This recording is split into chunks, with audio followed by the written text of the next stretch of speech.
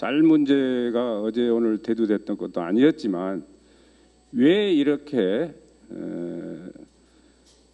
근자에 들어와서 걱정하는 그런 모임을 자주 가질 수밖에 없는가에 대해서는 정부가 아주 심도 있게 좀 들여다봐줘야 된다.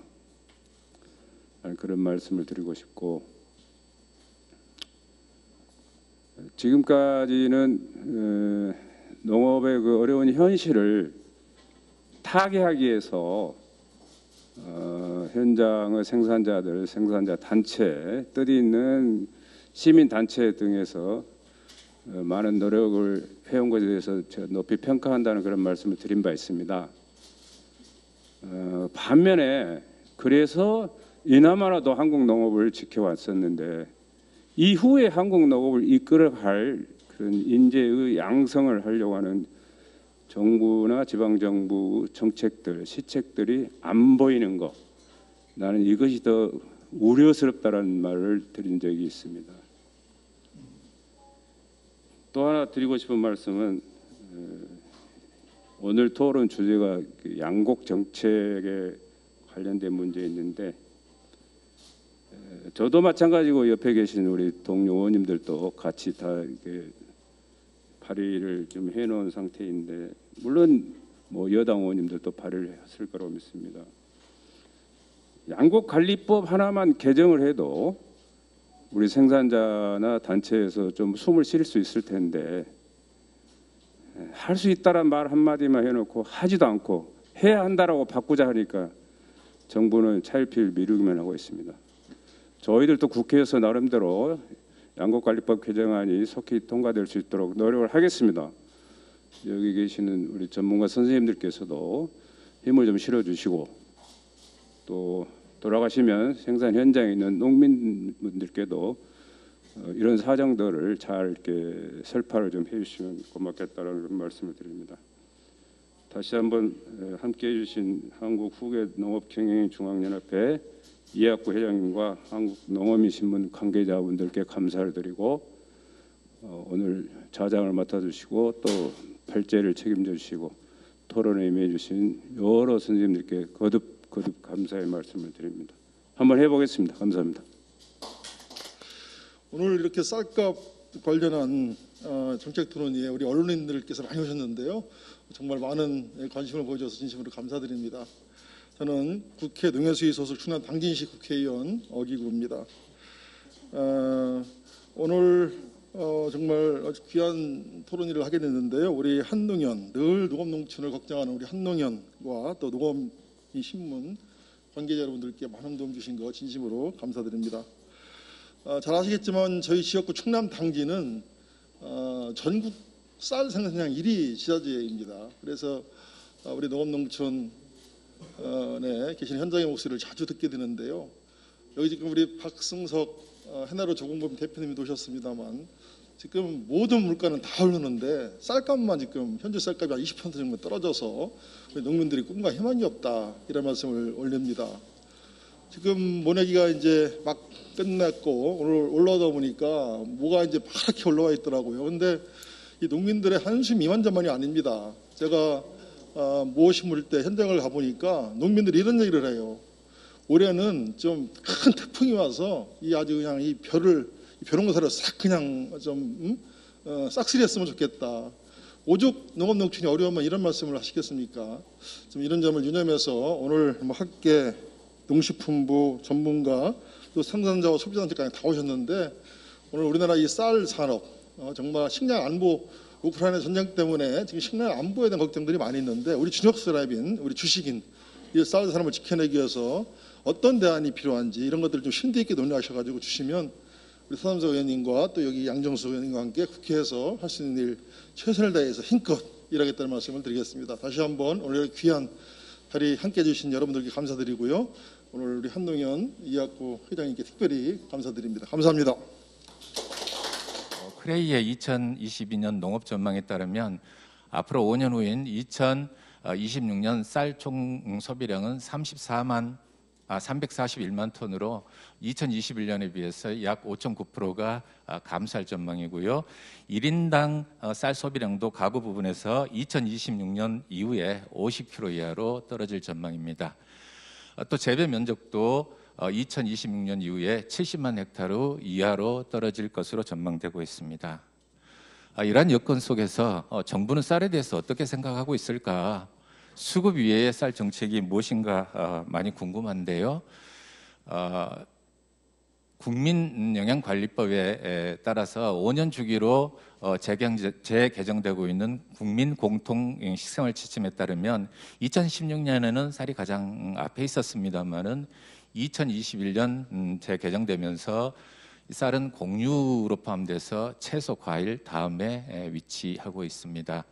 또한 윤석열 정부 110대 국정과제에서 쌀 내용은 저희는 찾아볼 수가 없었습니다. 쌀 소비 영양인자를 말씀드리면요.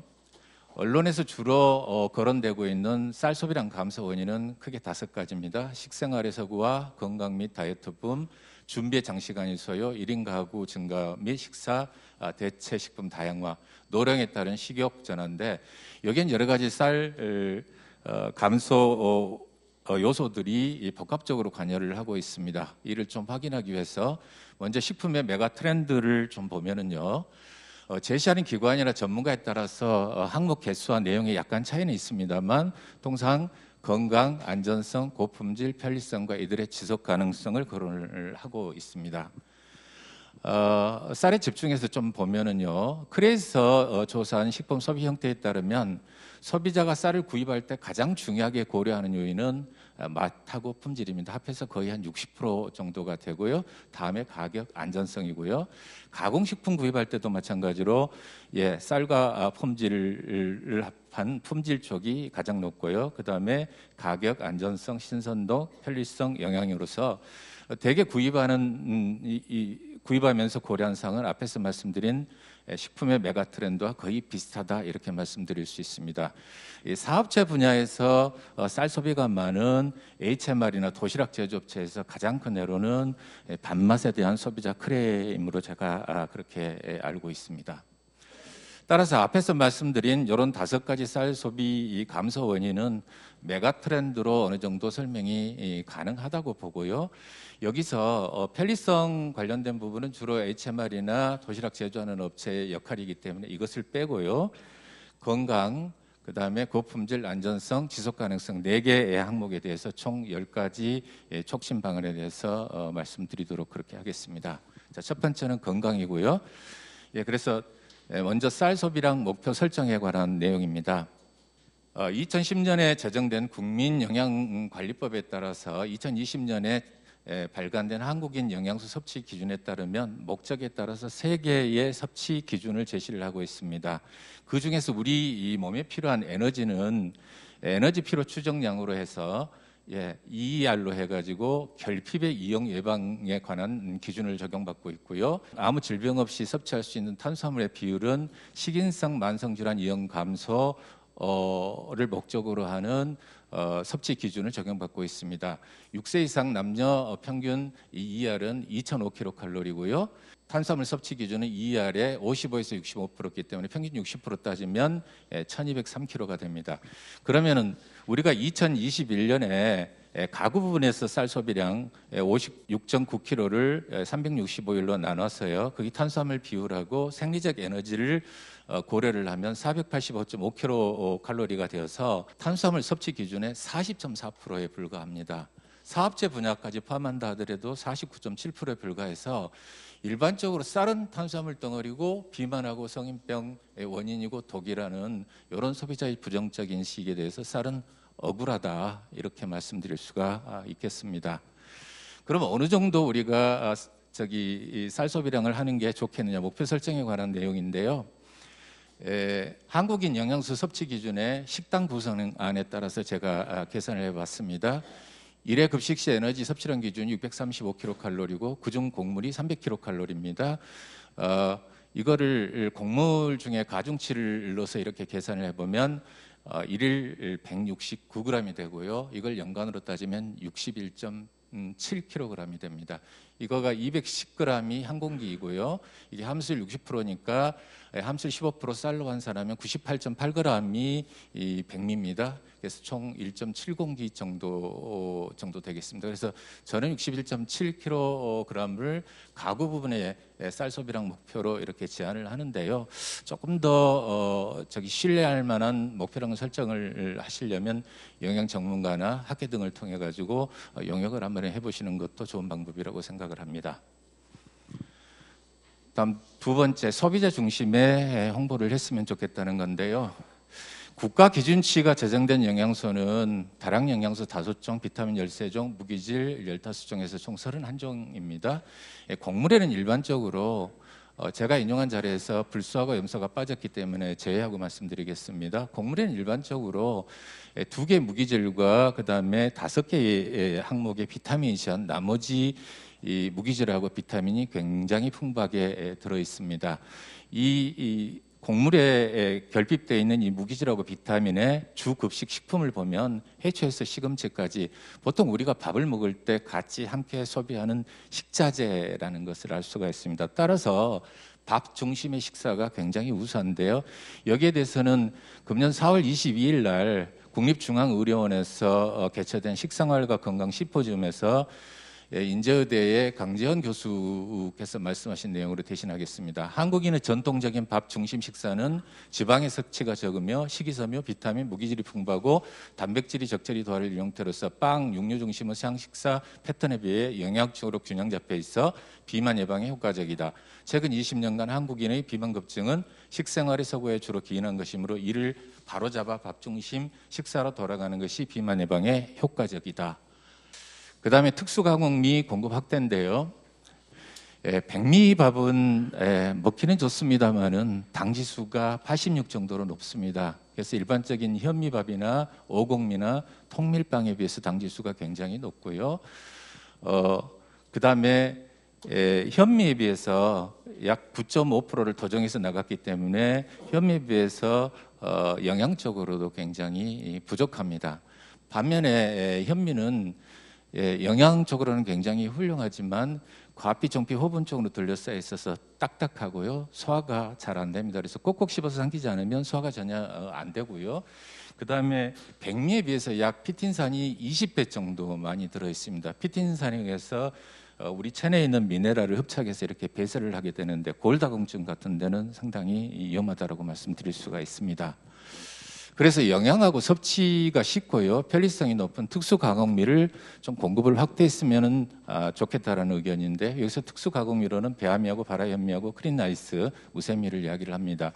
일반적으로 쌀에는 쌀룬이 보통 25% 정도가 부착되어 있는데 이걸 80% 이상 부착해서 도정한 쌀을 배아미라고 이야기를 하는데요.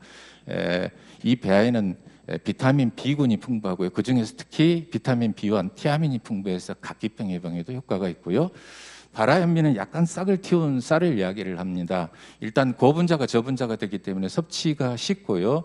영양 부분도 이 현미에 비해서 바라현미가 그렇게 떨어지지 않습니다. 그리고 발화되는 과정 중에서 글루텐산에서 카복실기가 빠지면 가바가 생성되는데 이와 같은 가바와 같은 신물질이 생성되어 있고요. 또 발화 과정 중에서 피틴산이 분해가 되기 때문에 미네랄 배설의 위험도 없습니다. 그래서 저는 이 쌀 중에서 가장 완벽한 형태는 바라현미라고 생각을 합니다. 그 다음에 무새미는 시술 한번 잔류미강을 제거해서 나왔기 때문에 한번 잠깐 헹구거나 그냥 그대로 집어낼 수 있는 밥인데요. 지금 이러한 특수가공미에 대한 품질 기준하고 관련된 기술하고 대량 생산 시스템은 준비가 완료되어 있습니다. 그래서 시장에서 통할 수 있도록 기준의 표준화, 시설 보고 홍보를 한다면 쌀 소비 촉진에 크게 기여할 것으로 그렇게 판단을 합니다. 다음은 고품질 쌀 생산 시스템의 정착인데요. 고품질 쌀은 우리가 맛있으면서 좋으면서 안전한 쌀의 교집합을 이야기를 합니다. 여기서 안전한 쌀은 GAP 기준하고 이력 추적 시스템으로 설명이 가능하고요. 좋은 쌀은 쌀 등급 규격으로 표현이 가능합니다만 식미는 좀 어렵습니다. 이 식미에 관한 연구는 1960년부터 시작돼서 현재 이루고 있는데요. 주요 연구 결과를 요약하면 요 표하고 같습니다. 여기서 성분, 아밀로스 함량이나 단백질이나 함수율 같은 성분은 NIR로 비교적 쉽게 측정이 가능하고요. 등급도 머신 비전하고 최근에 딥러닝 쪽하고 결합을 하면 비교적 정확하게 측정을 할 수 있습니다만 묵은 쌀이 돼가는 고미아는 측정이 쉽지가 않습니다.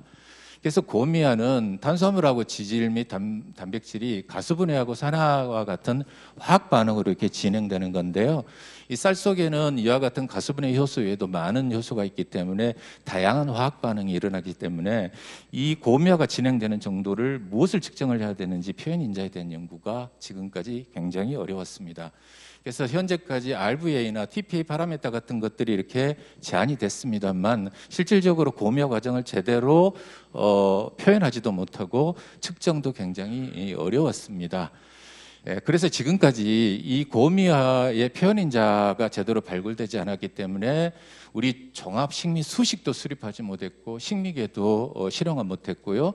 2002년에 정부 정책이 고품질 쌀로 전환이 됐습니다만 정확히 무엇을 해야 될지 대책이 나오지 않았기 때문에 고품질 쌀 생산도 지금까지 지지부진되고 있는 주요 원인이라고 말씀드릴 수 있습니다.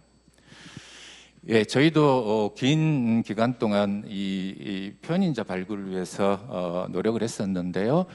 283점의 시료를 가지고 저희가 고미아 표현인자로 발화율을 발굴하고요. 예, 두 가지를 가지고 검증을 했습니다. 하나는 지심의 스토프에 따라서 그 화학 반응 중에 일어난 대사체와 이 발화율과 어떤 관계가 있는지를 확인을 했었는데요. 이 히트맵에서 보시다시피 이 발화율에 따라서 대사 산물 자체가 틀려지는 것을 알 수가 있고요. 또 하나는 밥을 해가지고 밥의 표면 상태를 저희가 셈으로 좀 측정을 했습니다. 쌀을 이렇게 단면을 잘라보면 이런 형태로 나타나고요. 이 하나하나를 확대를 해서 보면 쌀 속에 이렇게 되어 있습니다. 세포벽 내에 아밀로플라스트라는 소기관이 있고 그 기관 속에 전분 입자가 차 있고요. 단백질은 프로테인 바디 형태로 이 아밀로플라스트하고 세포벽 사이에 이렇게 존재를 합니다. 그래서 호화가 잘 된 쌀 같은 경우, 그러니까 맛있는 밥 같은 경우는 호화가 잘 되기 때문에 호화 과정 중에서 밥이 부풀면서 이 아밀로플라스트하고 세포벽 자체가 이렇게 부서지기 때문에 쌀을 이렇게 찍어보면 이렇게 3차원 3D의 네트워크 같은 스펀지 같은 이런 모양을 나타내지만 맛없는 밥은 이런 형태를 유지를 합니다. 그래서 이 두 가지를 가지고 발화율 자체가 고미아 표현인자로 사용이 가능하겠다라는 것을 제가 확인을 했고요. 이 발화율 자체가 식미에 미치는 영향이 약 62.3% 정도 표현이 가능하다는 것도 확인할 수 있었습니다. 그리고 저희가 NIR하고 배아 특성하고 아티피셜 뉴럴 네트워크 기반으로 해가지고 판별률 95.5%까지 측정 기술도 개발을 했습니다. 따라서 발화율이 포함된 종합 식미 수식을 저희들이 수립을 했는데 총 816점 시료를 가지고 수립을 했습니다. 한 점당 보통 3번 관능 검사를 하기 때문에 한 2,500회점 정도의 관능 검사가 진행됐다 말씀드릴 수가 있겠고요. 이 식미 수식에 기여하는 정도를 보면 역시 고미아 묵은 쌀이 돼가는 과정의 발화율이 62.3%였고요. 도정하는 백도가 1.9%, 품위가 22.4%, 성분이 8.9%인데 품위가 상당히 높은 상관관계를 높게 기여를 하고 있는 반면에 우리가 그렇게 중요하게 생각했던 단백질과 식미하고 상관계수는 0.02 정도로서 단백질이 식미에 거의 영향을 못 미치고 있다라는 것을 알 수 있습니다. 물론 이 측정 범위 안에서 말씀드립니다. 그러면 왜 단백질이 그렇게 식미에 크게 영향이 없을까? 쌀 단백질은 특별한 생리 기능이 없습니다. 그래서 일반적인 저장 단백질로 해서 프로테인 바디 PB 형태로 존재를 하는데요. 직경이 보통 2에서 3마이크로 정도 됩니다. 이 샘 사진 1500배로 확대한 사진인데 여기 보면 동글동글한 그 구형을 많이 보실 수 있을 텐데 이게 프로테인 바디입니다. 밥을 해서 이게 2배로 부분다 해도 4 내지 6마이크로 정도밖에 안 됩니다. 우리 머리카락이 보통 80에서 100마이크로이기 때문에 4에서 6마이크로 정도는 이빨에 안 씹힙니다. 그래서 아직까지 이 단백질이 식미에 미치는 메커니즘 자체는 규명이 안 돼 있다고 보고요. 다만 이제 분자량에 따라서 프로테인 바디 1, 2로 이렇게 분류를 할 수 있는데 그 중에 프로테인 바디 1은 주로 프롤라민 계통이거든요. 얘는 소수성이기 때문에 취반할 때 물을 이렇게 흡수되는 것을 방해하고 열 전달을 방해해서 식미가 조금 떨어질 수 있다 이런 정도입니다. 따라서 현재까지 연구 결과를 봤을 때 우리 국내에서 단백질을 그렇게 중요시 여겼지만 단백질에 의한 단백질이 식미에 영향을 미친다는 부분에 대해서는 특별히 과장되어 있다 이렇게 말씀드릴 수 있겠습니다. 그다음에 이제 우리가 벼가 익을 때 탄소 조화 작용에서 잎에서 생성된 글루코스가 슈크로스 타입으로 해가지고 아까 말씀드린 아밀로플라스틱에 차는데요. 축합 반응에 의해서 차는데 축합이 부족하면 상태에서 우리가 수확을 하면 현미에서는 미숙립이라고 이야기하고 백미에는 분상질립이라고 이야기를 합니다. 통상적으로 정상적인 전분 입자는 이렇게 각형 구조로 되어 있는데 미숙립자 분상질립은 이 전분 입자가 둥그란 성숙하지 않는 모양을 가지고 있습니다. 그래서 이걸 밥을 하면 물을 과다하게 흡수해서 주저앉아서 전분이 유출돼서 식미가 떨어집니다. 여기서 쌀학이나 수침 동알률, 그다음에 동알립도 마찬가지로 수분의 과다 흡수에서 형상이 일그러지고 식미가 떨어진다고 볼 수 있습니다. 그래서 품위가 그만큼 중요하다 이렇게 말씀드릴 수가 있겠습니다. 그러면 품종은 중요하지 않는 거냐? 저희가 2016년산 10개 지역의 9개 품종을 똑같은 조건에서 수확해서 최종적으로 취반해서 관능 검사를 해봤는데요. 전반적인 품질에 보시면 중만생종 8품종은 8품종이고 9개 지역에서 나온 8품종입니다. 통계적으로 유의적인 차이가 없습니다. 즉 수확 직후에 똑같이 제대로 처리한다면 품종이 식미에 미치는 영향이 거의 없다라고 이렇게 보셔도 되고, 다만 이제 운강은 조생종인데요. 얘는 통계적으로 좀 유적인 차이가 있는데 이 차이는 이게 분상질립으로 분류가 안 된다 하더라도 신백법백이 좀 박혀 있기 때문에 식미가 떨어진 걸로 볼 수 있습니다. 혹시나 저장 중에 무슨 다른 뭐 특별한 경향이 나올까 싶어서 저장 실험을 해봤지만 그 역시 마찬가지였습니다. 그래서 그동안에 우리가 고품질 쌀 생산을 하기 위해서 고품질 품종을 심는 거하고 단백질을 줄이는 쪽에 노력해 왔었는데 이거 완전히 방향이 잘못 잡혔습니다. 앞에 있는 수식을 시뮬레이션을 해보면은요, 저장 단백질이 1% 증가할 때마다 월 6.7%씩 식미가 저하를 합니다. 이하고 같은 등가성을 나타내는 것은 함수율 1%가 높아지는 거하고 건조 지연, 그러니까 수확하고 건조할 때까지 걸리는 시간하고 저장 온도 4.4도하고 등가성을 나타냅니다. 즉 우리가 수확을 할 때 품종별로 약간의 식미 차이가 나오지만 수확 이후에 어떤 처리를 하느냐에 따라서 식미가 굉장히 떨어진다라는 것을 알 수가 있고요. 따라서 저희들이 이 식미에 미치는 영향 인자를 이 공정하고 이렇게 관계를 보면은 품종 재배 쪽 같이 수확 전이 전체 식미에 미치는 영향은 한 20% 내외 정도, 수확 후가 80% 내외 정도 영향을 미치는 것으로 알 수 있습니다. 따라서 지금까지 품종 재배 방법 같이 수확 전에 집중했던 정책은 수확 후 관리 쪽으로 정책을 전환될 필요가 있다, 그렇게 말씀드립니다. 그래서 고품질 자생산 시스템이 정착이 돼야 되는데요. 품종 선택을 포함해서 총 16가지를 제안을 드립니다. 종작 갱신율부터 시작해서 과목 기준 적용까지인데요. 한 항목이 정말 쉽지 않습니다. 그렇게 쉬웠으면 우리가 진즉 고품질 쌀 생산을 했지 않겠습니까? 그래서 여기에는 시설 운영 관리 제도 같은 전반적인 부분이 포함되어 있는데요. 그동안에 우리가 고품질 쌀 생산을 못해서 쌀 소비가 줄어드는 것을 안타깝게 지켜만 보고 있었는데요. 농가하고 RPC하고 업계 그리고 정부에서 통합적으로 노력을 해서 고품질 쌀 생산을 한번 해봤으면 하는 그런 기대를 갖고 있습니다. 그 다음에 5번째 단일 품종화 정책의 지향인데요. 고품질 쌀 생산을 하기 위해서 품종에 집중하면서 단일 품종 쪽으로 계속 집중을 해왔습니다. 품종을 한 품종만 재배하는 쪽으로 집중을 해왔고요. 여기에 따라서 콤바인이 8조, 10조, 12조 하면서 대형화됐습니다. 그러다가 보니까 과거에는 물벼 반입 기간이 보통 25일에서 한 달 정도 했었던 게 지금 일주일에서 10일 정도로 줄어들었습니다. 거기에 맞게 그 반입하고 건조 시설은 늘어나지 않기 때문에 별 수 없이 들어오는 물벼를 그냥 방치할 수밖에 없는 상황이고, 그 과정 중에서 식미가 굉장히 많이 저하합니다. 앞에 말씀드린 대로 품종 자체가 식미에 미치는 영향이 그렇게 크지 않기 때문에 단일 품종 정책은 좀 지양을 하고 조생종, 중생종, 만생종 쪽으로 이렇게 확대할 필요가 있다라는 말씀을 드리고요. 다음 6번째, RPC 시설 지원 방향의 전환인데요.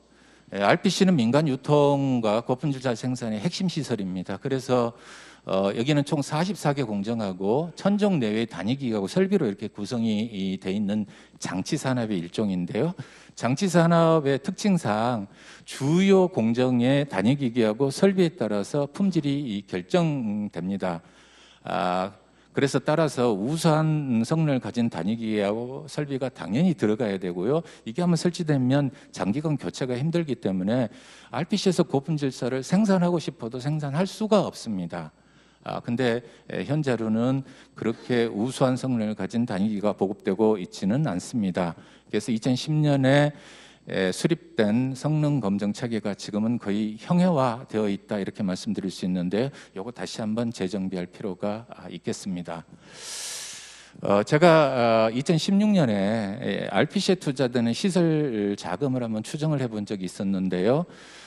중앙정부하고 지방정부 자체 사업을 통통 털어서 1년에 약 1000억 원 정도가 투자되는 걸로 그렇게 추정이 됐습니다. RPC가 보급된 지 지금 30년이 됐기 때문에 RPC 시설로 전체적으로 약 3조 원 전후가 투자됐을 걸로 그렇게 추정을 하고요.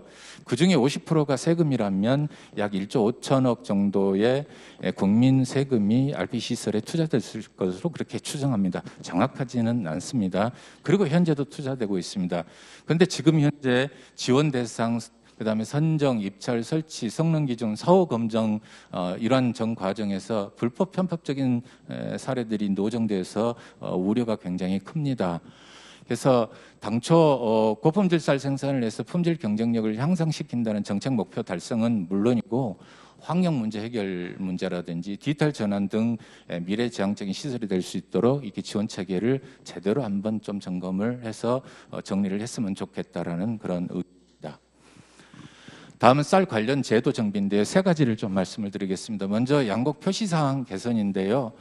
2002년 고품질 쌀 정책으로 전환되면서 식미를 표현할 방법이었기 때문에 단백질 함량을 가지고 왔습니다. 3번에 걸친 양곡관리법 시행규칙을 개정해서 현재와 같은 표기 방법을 가지고 있는데요. 앞에 말씀드린 대로 단백질이 식미에 미치는 영향이 거의 없는데 이렇게 표기를 하면 소비자가 혼란스러울 수가 있고요.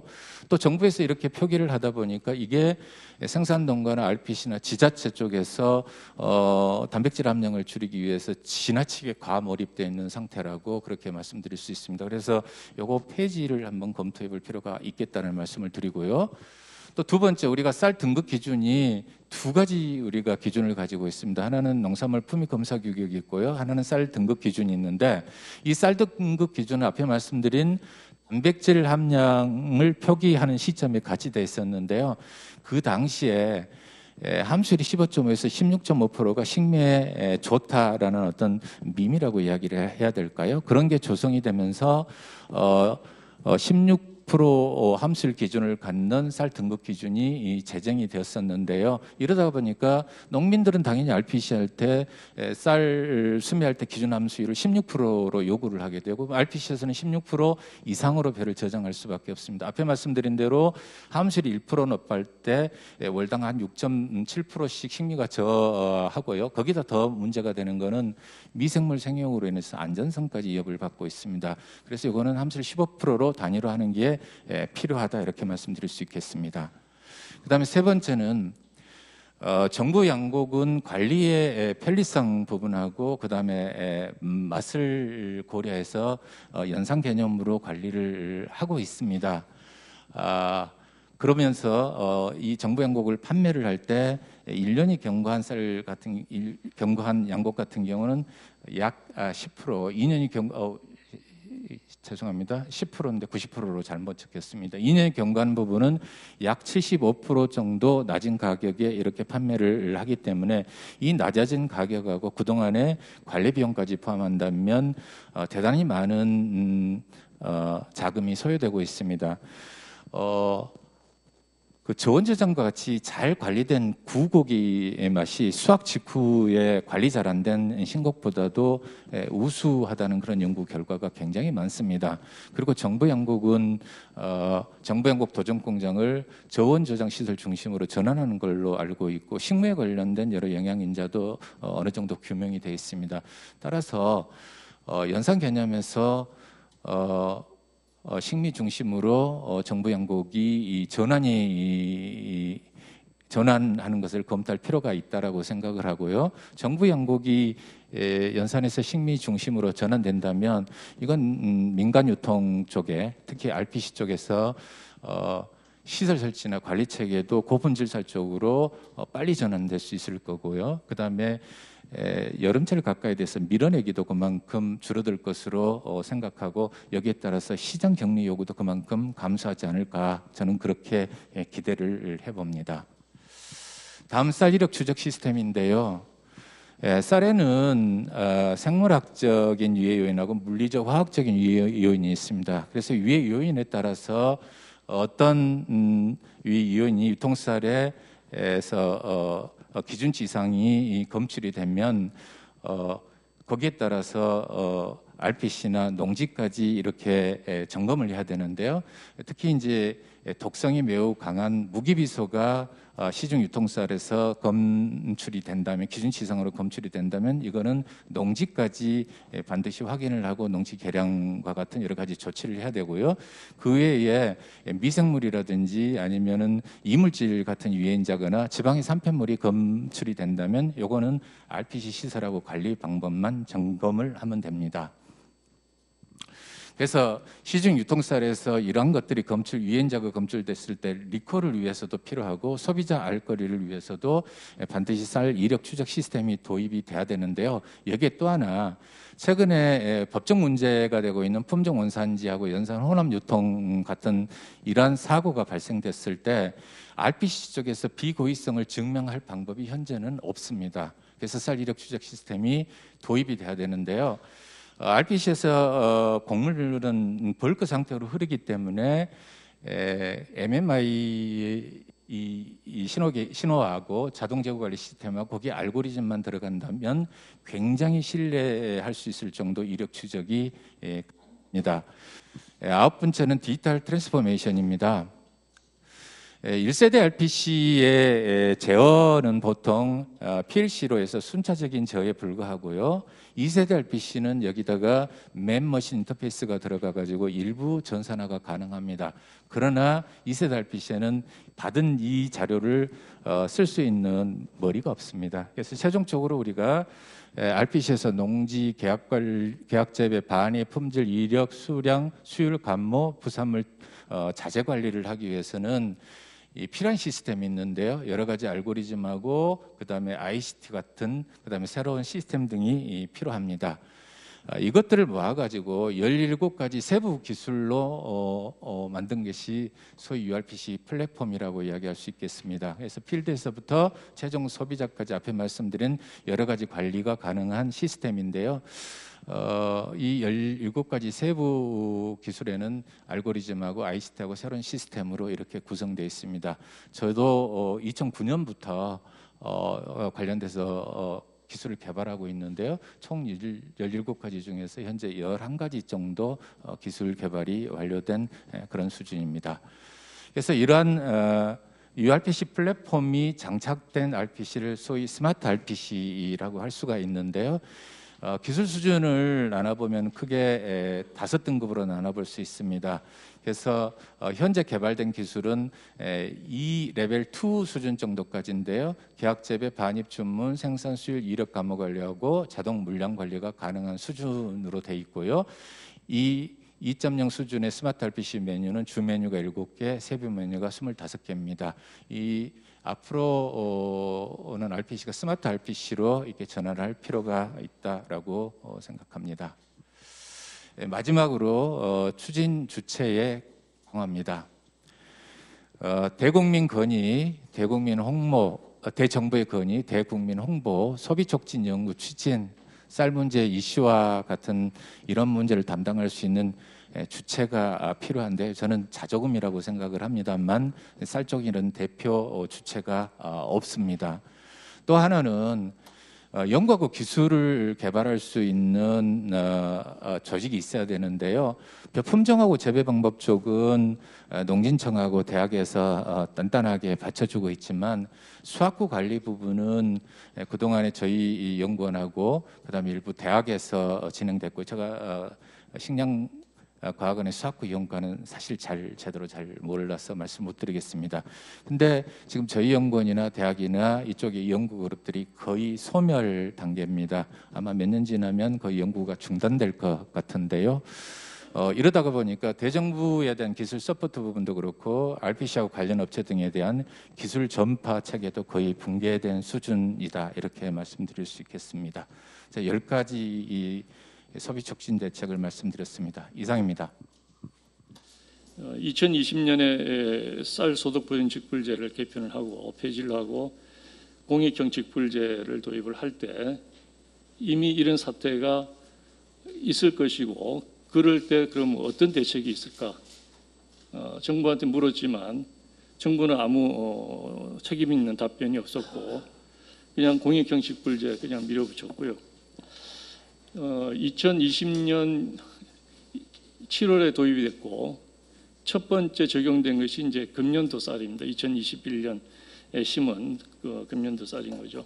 그래서 첫 해부터 아마 그 쌀 산업의 경종을 울린다라고 할까요? 또는 정부의 능력과 의지를 시험을 한다라고 할까요? 이런 상황이 지금 닥쳐 있다 이렇게 볼 수 있겠습니다.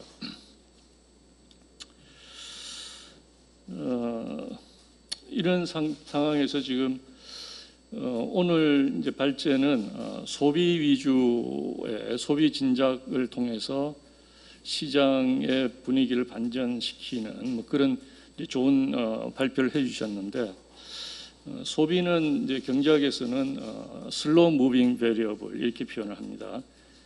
굉장히 천천히 움직이는 변수. 그러니까 이 소비 정책이 효과를 발휘할 때는 지금 당장의 문제는 여전히 그 악화가 될 수밖에 없다. 그래서 오늘 이 토론회는 물론 이제 소비라고 하는 근본적인 어떤 수급의 방향을 돌리는 그런 노력도 필요하지만 다양한 차원에서 다양한 각도에서 좋은 토론이 되기를 그렇게 기대를 해봅니다. 저는 소비자의 선택이 시장을 변화시킨다고 생각합니다. 그리고 소비자의 선택을 못 받는 산업은 도태한다고 생각하고 있습니다. 그렇게 소비자의 선택이 매우 중요함에도 불구하고 그동안 우리나라 식량정책, 양곡정책은 소비자에 대한 연구는 별로 없었던 것 같습니다. 대부분이 생산 중심의 생산량, 생산과 관련된 쪽에서의 연구, 오늘 그런 쪽의 정책들이 더 우선시되었다라고 보여집니다. 그렇다면 지금 현 시점에서는 쌀의 소비가 늘어나야지 되고 소비자의 선택을 많이 받아야지만 우리 이 쌀 양곡 산업도 발전할 수가 있고 커져갈 수가 있다고 보여집니다. 그만큼 소비자가 필요로 하는 것들을 제공해 줘야 되고 소비자에 대한 부분을 반영해야 된다고 보여집니다. 그런데 앞서서 어느 분께서 말씀하셨을 때 소비자들이 쌀 맛들을 잘 모른다, 밥 맛은 다 동일하다고 생각한다. 물론 그렇다고도 볼 수 있습니다. 그런데 저희가 식미평가를 통해서 여러 가지 품종의 쌀들을 소비자들한테 테스트해 봤을 때는 각각에 대해서 다 차이를 느끼고 있었습니다. 그만큼 우리가 소비자들한테 품종별 어떤 맛이 있는지 어떠한 차이가 있는지에 대해서 아무도 알려주지 않았고 소비자들 보러 스스로 알아라라고 하고 있지만 제대로 된 정보를 주지 않았습니다. 그리고 양곡 표시 제도도 분명히 필요한 제도였고 양곡 표시 제도도 지금 잘 운영되고 있다고 볼 수 있지만 소비자 입장에서는 잘 모르겠습니다. 품종의 차이도 잘 모르겠고 단백질 함량의 수미도 잘 뭐가 어떤 건지 잘 모르겠고 또 뭐 상태에서 특상인지 상인지 이런 것도 어떤 차이를 나타내고 있는지 소비자가 선택하는데 알 수 없는 정보들로 제공하고 있다고 보여집니다. 그래서 실질적으로 소비자들이 객관적으로 어떨 것이다라고 가정해서 살 수 있을 만큼의 이게 어떤 부분이구나라고 느낄 수 있을 만큼의 표시 정보라든지 제품에 대한 정보가 제공돼야 되는데 그런 면이 매우 부족하고 있다라고 느끼고 있어서 이 부분에 있어서는 다시 한번 점검이 필요하다고 보여집니다. 또한 지금 소비에 대한 부분이 매우 달라지고 있습니다. 저희가 소비자 상담을 통해서 소비자 불만들을 해결하고 있는데 이 쌀과 관련된 상담들은 지속적으로 조금은 증가하고 있는 추세입니다. 근데 증가하는 부분이 온라인으로 구매가 늘어나면서 소비자들의 이 관련된 상담들이 늘어나고 있습니다. 대부분의 상담들은 표시되어 있는 정보와 다르다 혹은 도정일자가 마음에 안 든다? 잘못된 너무 오래된 도정일자의 제품들을 받았다? 여러 가지 온라인상에서 나타나고 있는 품질 분만 이런 것들이 접수되고 있어서 지금 온라인 구매와 관련된 표시 정보들을 어떻게 줄 것이고 그것들에 대한 부분도 조금 점검되었으면 좋겠습니다. 제가 알기로는 전자상거래법에서 표시하고 있는 법에서 다루고 있는 범위 내용과 우리 양곡표시법에서 다루고 있는 내용들의 상충들이 조금 있어서 이 부분은 정부가 조금 점검해보고 소비자에게 정확한 정보를 제공할 수 있도록 반영이 되면 좋겠습니다. 아주 매우 중요한 부분인데 우리가 쌀에 대한 인식을 변화시키는 데에는 장시간의 노력과 투자가 필요합니다. 앞서 양 교수님께서 시간이 오래 걸릴 것이다. 분명히 시간이 오래 걸릴 겁니다. 그렇지만 이 부분에 있어서 정부나 민간이나 아니면 생산자나 다 같이 그만큼의 시간을 투자해서 이 부분이 개선되지 않는다면 이 양곡 산업에 대한 부분은 조금 발전하는데 걸림돌이 될 수 있기 때문에 이 부분은 다시 한 번 더 강조하고 싶습니다. 그리고 품질 소비자 인식 조사 결과를 보면 소비자들이 품질이나 맛에 대해서는 매우 중요하다고 생각하고 있지만 그것들에 대한 정보를 제대로 제공받지 못하고 있다고 하고 있습니다. 그렇기 때문에 우리가 정확한 정보를 그리고 이 맛이라든지 품질이라든지 이런 것들에 대해서 다양한 정보를 어떻게 줄 것인가에 대한 부분도 같이 고민되었으면 좋겠습니다. 저희도 소비자 단체에서 활동하고 있는 활동가로서 쌀 소비 촉진을 위해서 조금은 더 열심히 노력을 해보도록 하고 또 생산자 단체나 정부도 다 같이 조금은 힘을 모았으면 좋겠습니다. 그리고 요즘에 식량 위기에 있어서 수급과 관련된 여러 가지 문제들이 나타나고 있는데 그래도 저는 조금 다 안심하는 부분 그래도 쌀 수급은 아직까지는 괜찮지 않나 하는 부분들이 있어서 그 부분은 또 국민의 한 사람으로서 또 감사하게 생각하고 있는 부분이 있습니다. 모쪼록 더 좋은 제도가 될 수 있도록 국민의 한 사람으로서 응원하겠습니다. 감사합니다. 우선 쌀 이야기를 하면은요, 식량 안보 이야기를 하거든요. 식량 안보.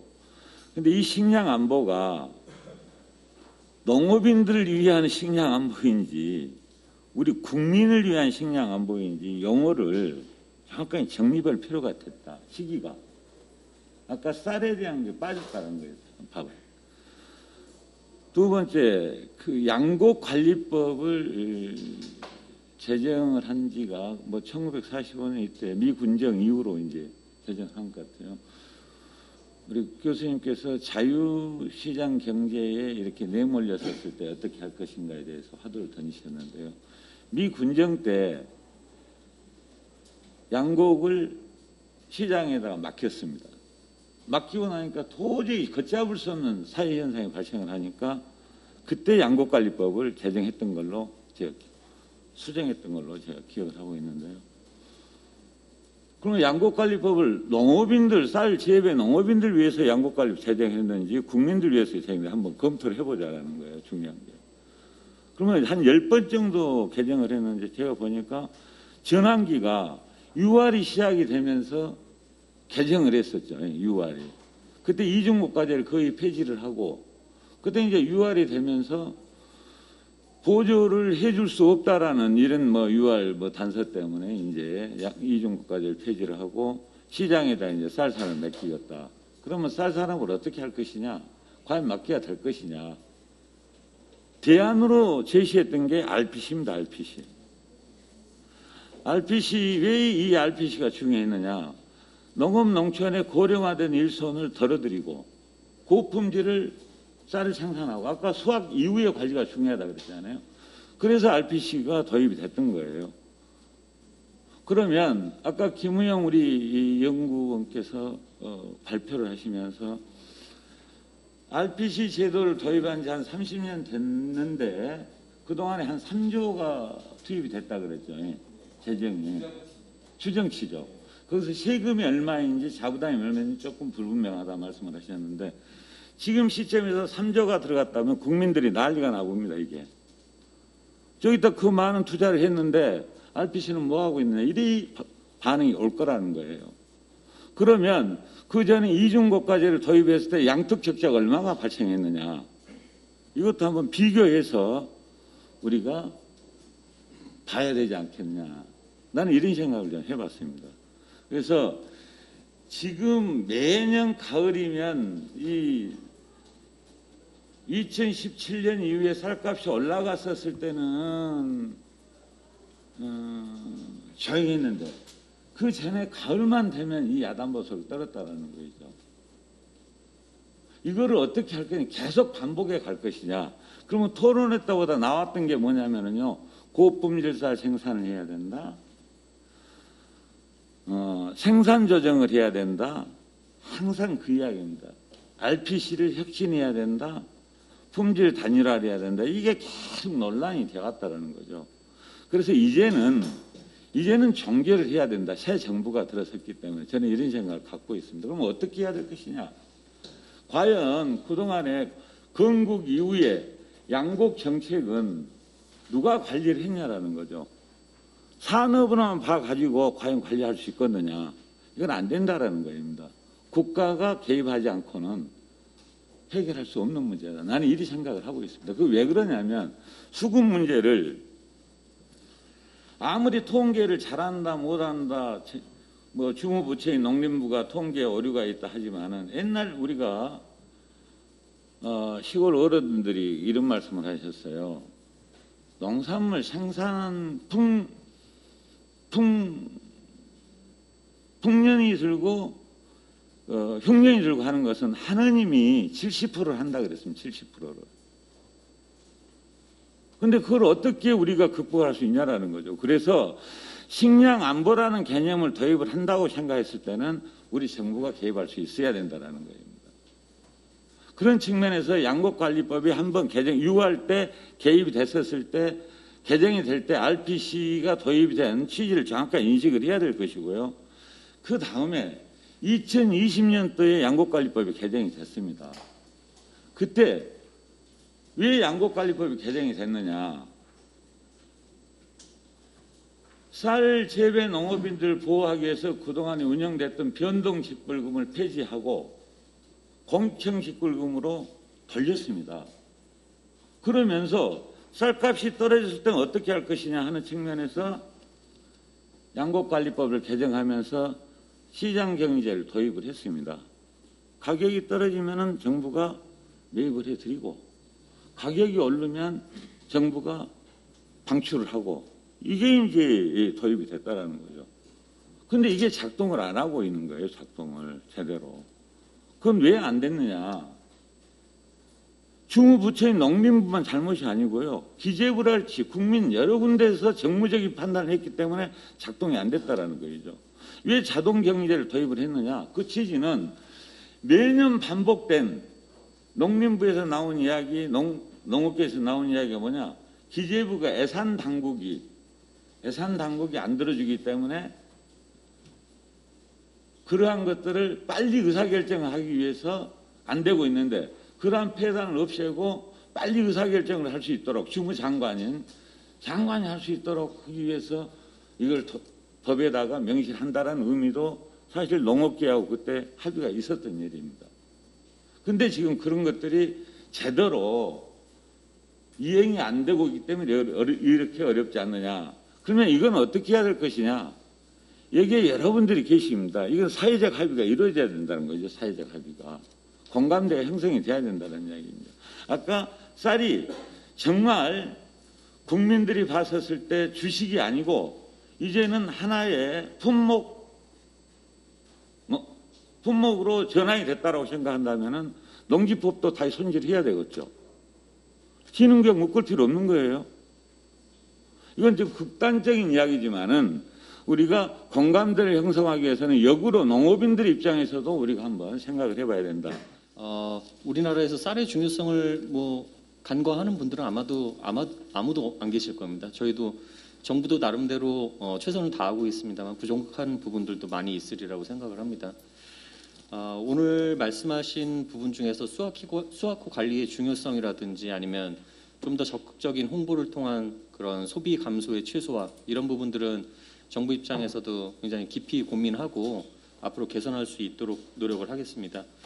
다만 이제 발제하셨던 부분 중에 우리 농진청의 과장님께서도 말씀을 하셨지만 단백질하고 식미와의 관계가 없다든지 또는 단일 품종이 아니라 여러 품종을 재배하면서 여러 품종을 재배하는 게 오히려 더 소비 확대에 유리하다.